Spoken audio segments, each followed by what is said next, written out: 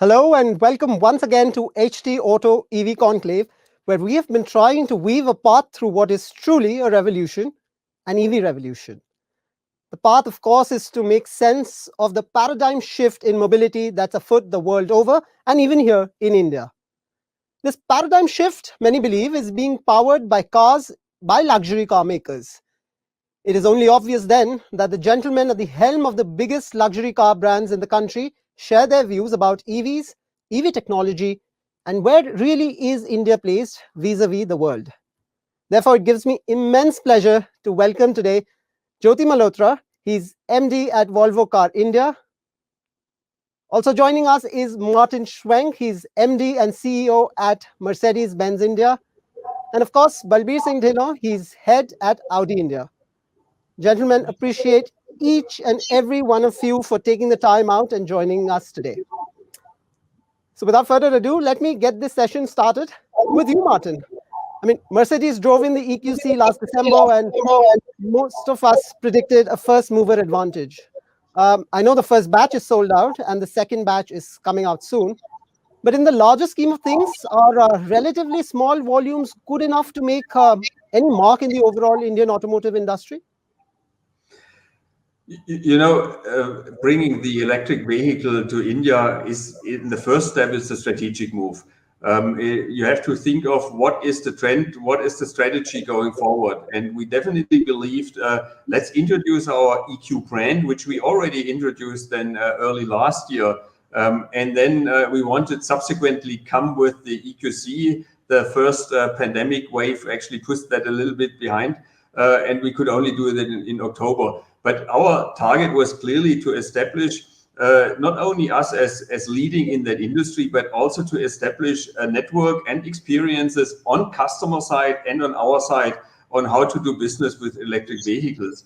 I mean, it's not just ramping up a car, it's ramping up a new era, so to say. And whilst we have, for example, at that time, we introduced it at 14 dealers in 6 cities. Now we have learned how to do that, and we want to go broader. We'll bring it to basically 50 cities. So that's just an example, but you have to train then not only sales staff, workshop operations look differently, you need different tools. So it's a full ramp up in that sense. And if you're strategically convinced that electric vehicles will have their footprint, then you have to take the opportunity. And I have to also point that to Mercedes-Benz on a global there's a global portfolio that's being built, and we want to participate and be at the forefront on what's happening in the electric space as well.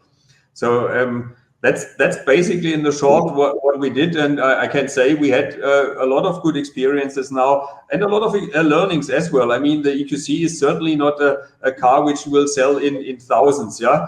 So with what we had aimed for, we are satisfied. We see it's taking up, but we also learn what customers want, how dealers operate, and what to do. And that's the purpose we had in that. I mean, you have to start somewhere.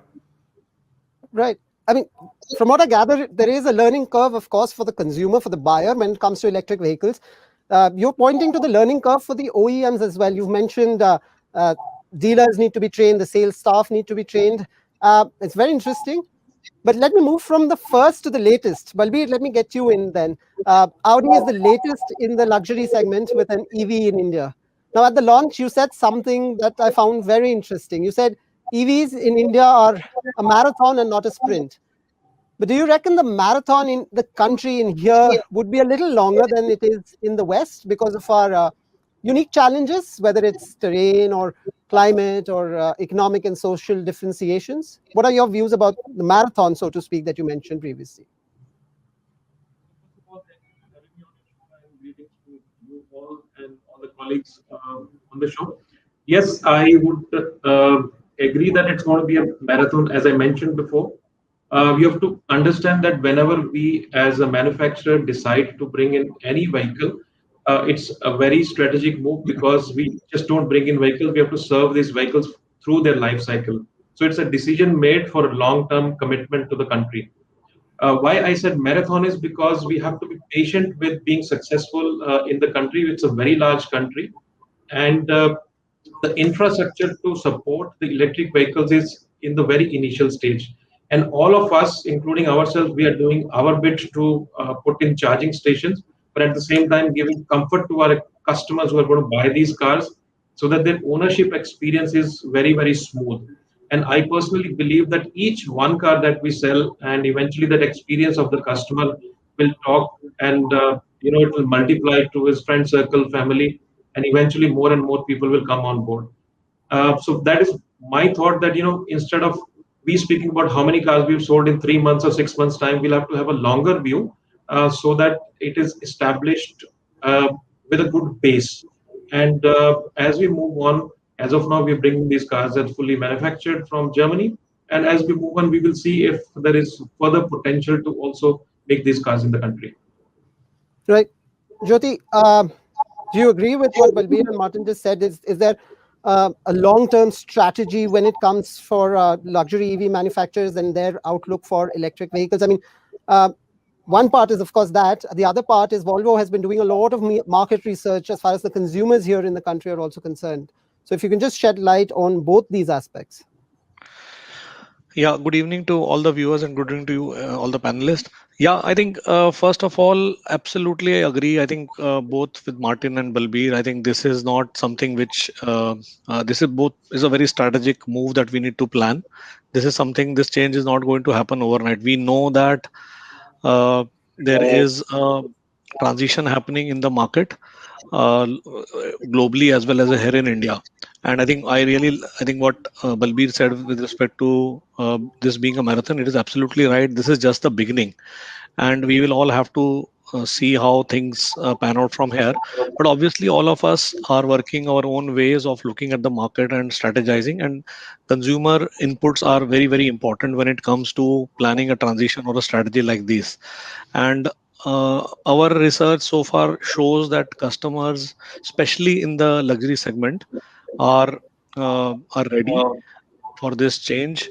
They are sort of so they are always I would say the opinion makers, opinion leaders, and they are always willing to try new things out. And obviously, while on a larger scale, there are a lot of anxieties which comes along with the EVs, because this is a new technology. There is a new way. These anxieties could be related to how these cars will be charged and how these cars are going to be serviced. So those anxieties are there. But what we find is that these anxieties are much lesser for our luxury car buyers, because most of our customers are not the first time buyers of any luxury car. They have been sort of having luxury cars in their family. On an average, close to 3 cars is what they own.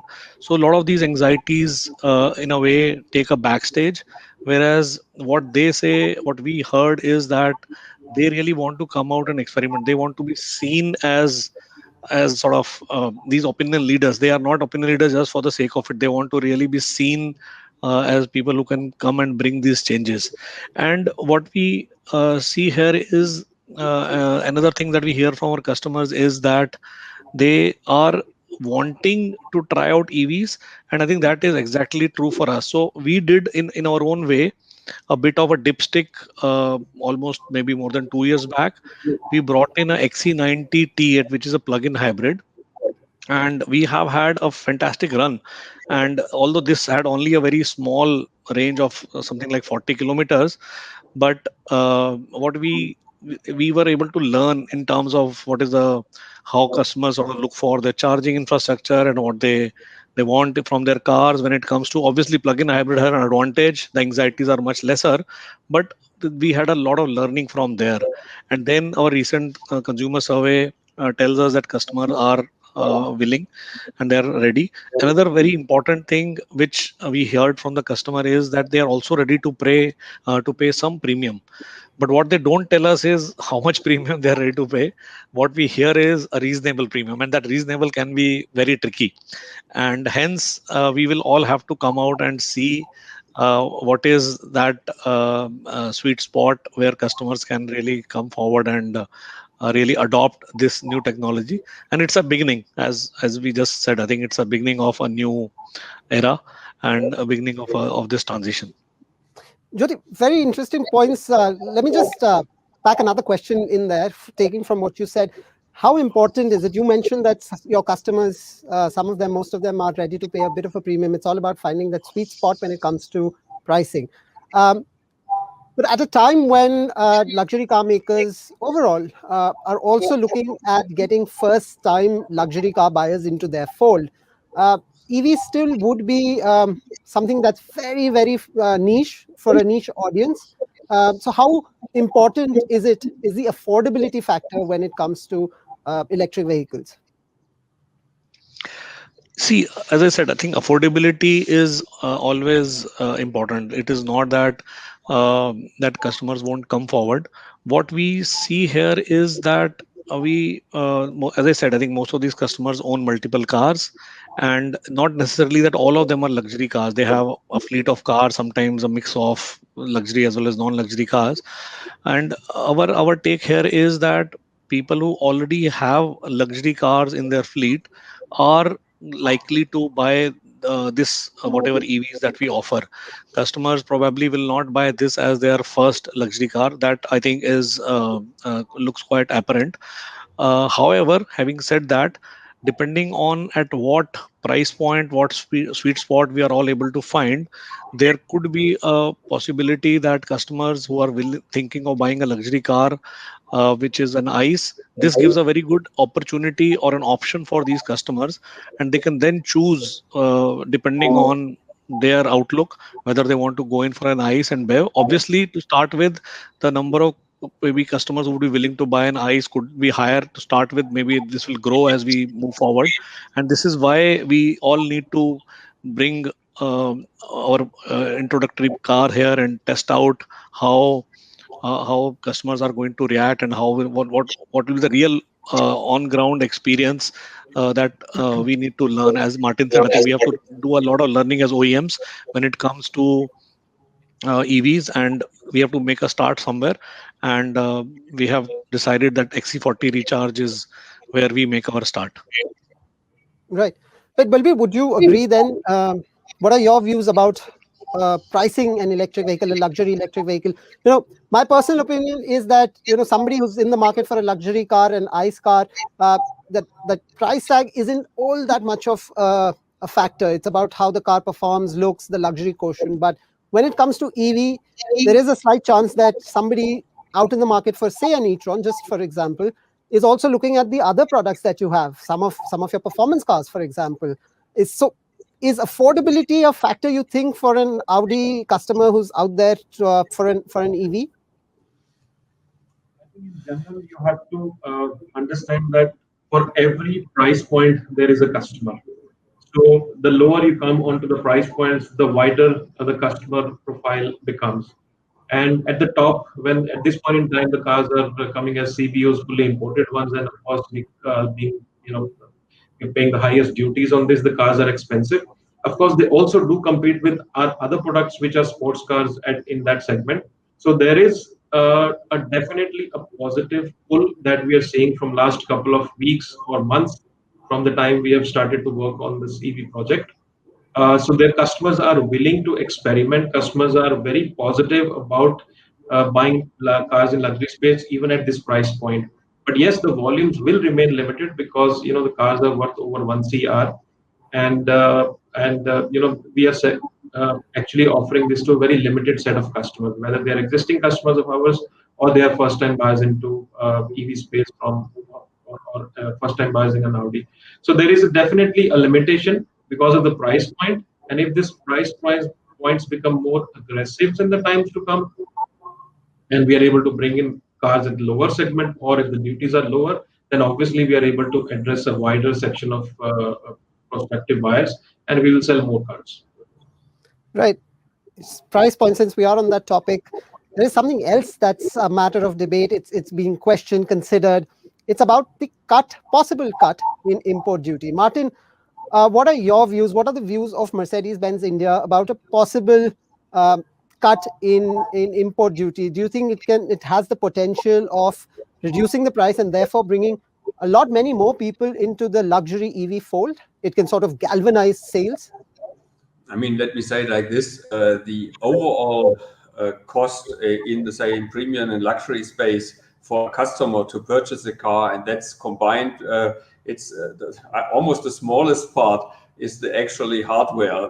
The biggest part is based on taxes and duties, and specifically in import duties, we're having extremely high entry cost to India, and obviously a price point then reduces the available customer potential, and the interest of customers will go down. When we look now specifically into, we just spoke all about, we have a growing market. We need to develop a market. It's about developing dealers. It's about developing customers. Now, whilst the products are more or less being developed now, I can just say, at least in our house, we have a lot of global products now available. Now the question comes, how do we develop the market in India? And for that, obviously, it is very helpful if in the first step, we can import vehicles and make them at attractive price points to a wider audience. At the end, everything is about scale. If you only have a few cars coming into the country, you will struggle to localize these models. You need a market, and then when you have a market, you can start building locally these vehicles as well. So for us, any reduction in duty structures would be definitely be helpful. And I mean, if you look into the current scheme, any car which is about $40,000 attracts more than 100%, actually 110+%, whilst the cars below attract, say, around 60% of import duties, still a very high number compared to international norms. So we would definitely wish that these, say, high entry barriers can be reduced. And I'm very frank, I'm not only talking here about electric vehicles. For me, that's for all high-tech vehicles. We have all these cars which are in these price ranges. They have latest technology. That's from materials, that is to say connectivity, safety features. They have latest technology, and they have also I would say electrification if it's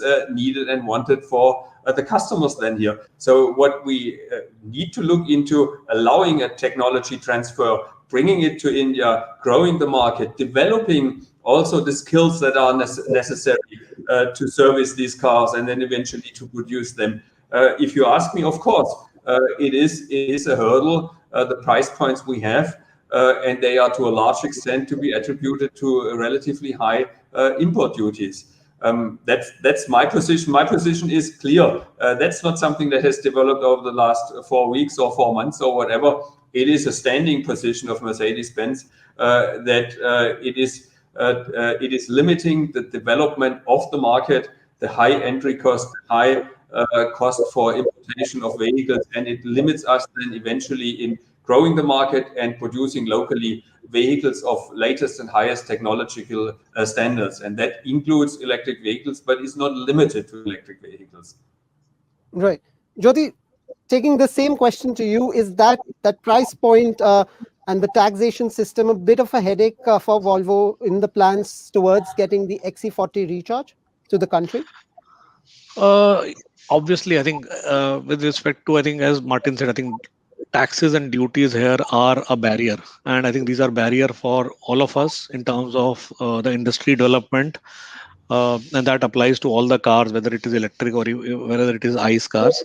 And I think what is very important, let's try and understand that as we have seen over the years, overall car market has been growing, and we are now moving towards becoming maybe global number 3 at some point of time. So I think overall market is has developed, but if you really see the share of luxury cars within that is still very, very small, even with if you compare with many other countries. And obviously I think any type of rationalization of taxes and duties is always welcome, and that will ensure that we are able to bring more cars which are available globally at a price point which can make luxury cars sort of luxury cars share in the overall car market improve. And I'm sure it is a matter of time. If we see today, let's say if we compare ourselves with many years back, when customers were neither having affordability nor aspiration to buy luxury car, that has changed. Now the aspiration, the younger customers, everybody aspires to buy a luxury car as quickly as possible. It is not that they're waiting to grow old and I think then buy a luxury car. They are willing to buy now. And if a little bit of push from the government in terms of rationalizing these taxes can be of fantastic use for everything, whether it is electric cars, obviously electric cars will help. The other point is that whatever we do uh, from the government perspective, two important things: one, it should be fair and I think rational for everyone, and second, it should be very clear in terms of continuity, that this will whatever announcements they make cannot be for a short run. They have to be very clear about the sunset clause. Okay, this is what is available and it's going to be like this for whatever time, because we have to take decisions based on what is long run, and unfortunately India is a little infamous for short term changes. So I think these are important, and obviously we always seek support from government to develop this market, and any type of tax rationalization or cut is welcome, including duties. Yeah. Right. Right. Great points. Balbir, let me just come to you. Are there any lessons that India can take as far as the EV movement is concerned from, say, even China? China is the world's largest, not just the automobile market and manufacturing country, but even in terms of EVs, it has made it has taken quite several leaps. Are there lessons to be learned from, say, a market like China or Europe or even the US? Or is the comparison more like apples and oranges?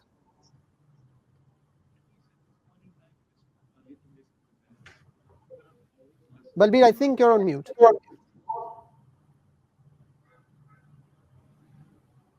Can you hear me? Yes. Can you hear me now? Yes, Balbir, go on. Right. So I think it's too early to make a comparison. We have just started our journey in electrification.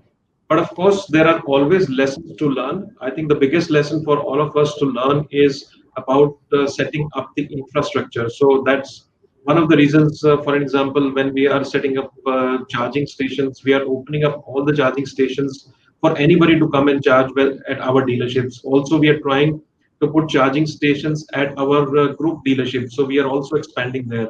We have also created the My Audi app through which you can find the close by chargers. This app we are opening up for anybody who owns an electric cars, and he can download the app and he can use this app to find the nearby charging station. So I think this is something which where everybody has to come together to set up the infrastructure, because that will give a big boost for electrification. Because one of the biggest, I think, entry barrier, apart from taxation and duties that we just spoke about, is also the infrastructure. So I think this is something which is definitely a learning, that we have to come together to make the electric journey a success in India.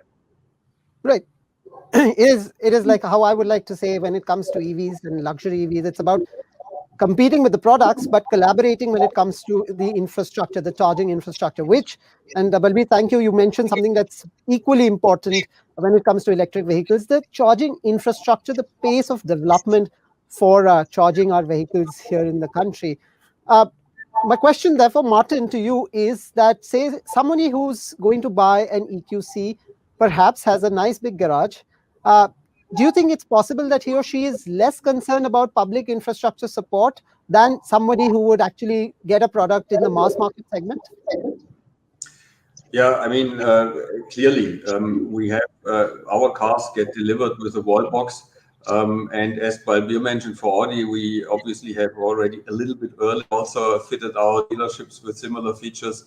And we have 100 charging points across, but a lot of our dealerships, a lot of our customers will rely on home charging or at other locations, say in their businesses or so, they can set up a charging wall box as well. It gets much more difficult if you don't have a private garage, or you have to have use public parking. I think that's a challenge which asks for something very different on a much larger scale. In our segment, of course, there is a possibility to charge at home. There, a lot of customers also have an opportunity to use a different car if they have to travel longer, say 300-400 kilometer distances. That will all be considerations. Range, for example, how to achieve that, increase that, and have at the same time a better charging infrastructure across the country, so that intra-city travels then also get more viable. I mean, that is for sure a concern of every EV owner at the end. Right, understood. But now we've spoken about affordability, we've spoken about the infrastructure, we've spoken about the products briefly. But what about the availability? Because there's something that's on the horizon that's really plaguing the automobile industry overall, and that's the shortage in chips. Now, the global shortage of chips is a very real factor. In fact, let me ask you, Jyoti, because of the shortage in chips, the India debut of the XC40 Recharge has been now pushed to early 2022. How big is it a challenge overall for the industry, not just specific to electric vehicles, but also electric vehicles and other conventional vehicles?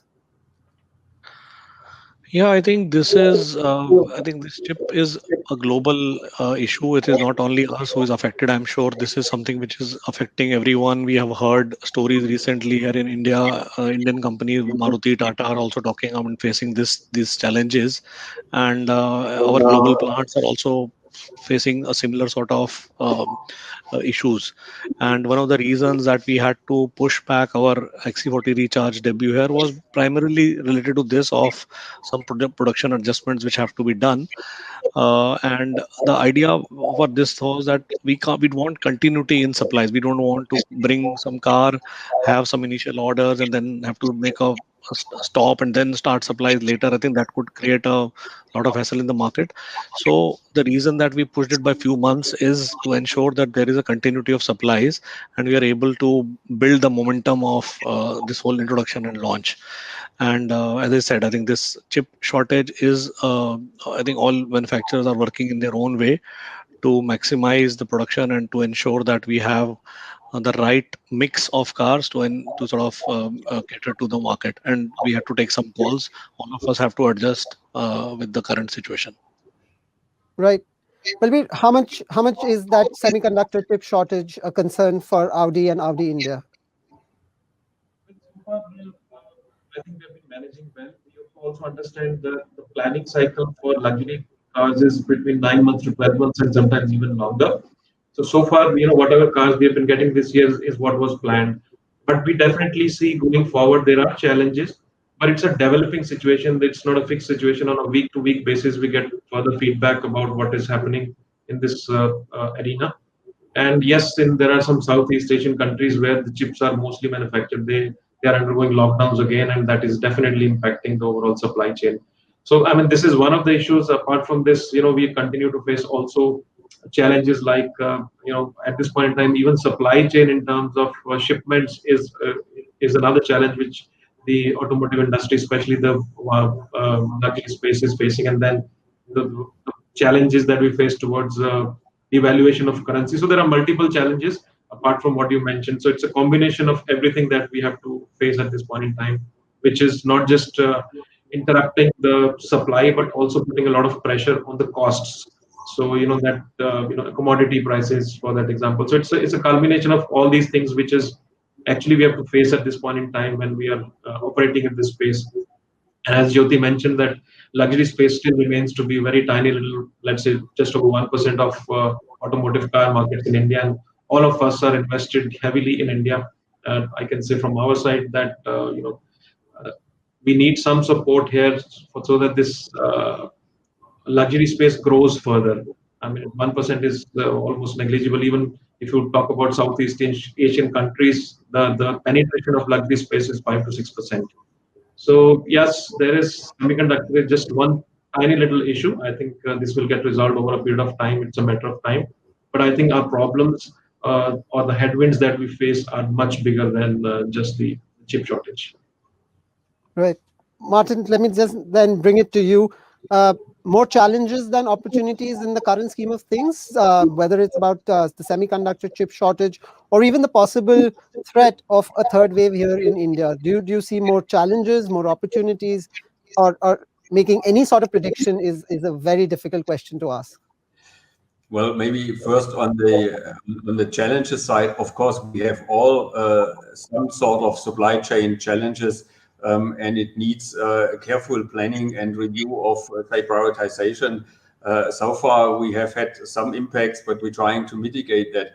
The major challenge is obviously what is the pandemic situation creating. But there, I would say we have also learnings out of two waves. And I personally think how the second wave, whilst it was very tough and very hard on many individuals, we could see how businesses were much better prepared and much better able to deal with it. We had much more stability, much less uncertainty. So when we are in the current position, I think confidence level have grown to also deal with the instability, uncertainty. And when I look at that, that creates for me a chance. We have definitely seen in our brand that new products, we have had quite a few launches since March. New products entice the customers, bring them to the showrooms. And when I look at our current sales numbers and our order intakes, which we have had in the last couple of weeks, I think the second wave went over quite well. And similar to last year when we had a strong festive season, we have recovered quickly based on several elements. So I see the chances rather than the risks. I think there is a chance that even if we have or had in future additional COVID waves, the society, the businesses are better prepared, and we will have more confidence in mastering it. So I see we are on the way back. Definitely the last 2-3 months, but even if we had another impact, I would think we will be able to quicker come to some level of stability. I mean, it's true for me. I guess it's for many people true. We start to learn to live with the situation, and we cannot stop living. I was just mentioning before, I was on vacation and I did really travel. So we come back to some sort of normalcy, even though we are far from being pre-pandemic, but we adjust to that. And with that, I think businesses have also opportunities to grow and to chart a positive way forward. Right. So there are positives. There are a few concerns. And as far as EVs are concerned, a start has been made and it's only going to get bigger and better. But you know what? We've spoken about so many of these very serious things. And EVs actually are meant to be a whole lot of fun. So let me just take you, Martin, away from Mercedes, Balbir away from Audi, and Jyoti away from Volvo. Let me just begin with you, Martin. Have you driven the e-tron? And I'm saying the e-tron and not the EQC. No, I have not. Yeah, I have not. Yeah. All right, but have you seen the e-tron? Anything that you think Audi has done right with the car? You know, it's for me hard to say that specific or that specific. I think the overall there is some similarities in how things and the topic is being approached. So I would want to have my hands on it. Maybe that's possible to arrange in some of the trips. But if you come up to Pune, maybe you come in an e-tron, we swap cars. Why not doing that? That would definitely be an option. Then we can directly see how the performance is. Why would we not do something like this? That could be fun, I guess. Right. Balbir, what about you? What about the EQC? Have you driven it? Have you seen it?